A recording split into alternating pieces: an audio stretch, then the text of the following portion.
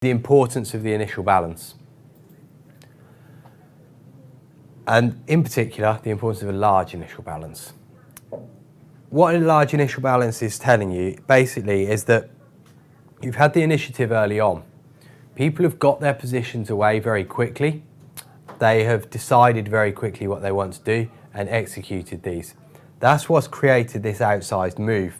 And we see it both in the Eurostoxx, just here, and in the DAX. DAX had an exceptionally large initial balance. That's had an initial balance of around about 130 ticks. So that is particularly big. And like I said, what this is showing you is that people are willing to get their positions on early, get the business done. And what this does is it takes away the willingness of the market to move later on in the day. There is clearly a willingness to buy down at these levels and a willingness to buy very aggressively as well. And so from the point of view of a seller, and this way, think about how you would want to trade this. You've seen a lot of buying coming in here. How much would people want to sell it? But equally, with 130 tick buying move straight off the open, how much more do you want to buy a market that's already done 130 ticks? And what this serves to do is create a reasonably muted day. You see it in both the DAX and the Eurostoxx. Eurostoxx does manage to make a new low, but can't really continue it. DAX, on the other hand, creates a little bit of a wedge. And that's around about it. We don't get too much more sort of range expansion on a day like this. Now, what makes a large IB? This does come down to your understanding of your individual market. For me, the DAX has got to be 60, 70 tick plus.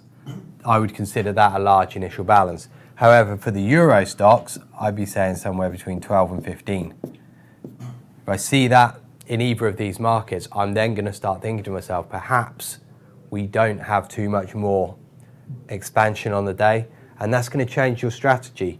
Or alternatively, it's going to stop you trading these markets. If you don't like a strategy that plays a reversal trade, that plays from the outside of the range in, then you can step away and look into markets that are going to provide a little bit more expansion. This example, you did have to play that move back into the range. Eurostoxx, once we broke these lows, we consolidate for a fair period, and then once we break this consolidation to the upside, we get a move back towards the middle of the range.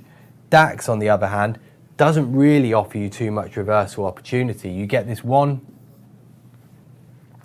trade that pushes above the initial balance, fails back inside, and then you can play it back to the middle of the range. But you're always looking to play these trades more as a trade back towards the middle of where we've been trading, of the trading range, than to say play this as a short, expecting a move down and through the lows and continuation, just purely because of the size of this initial balance.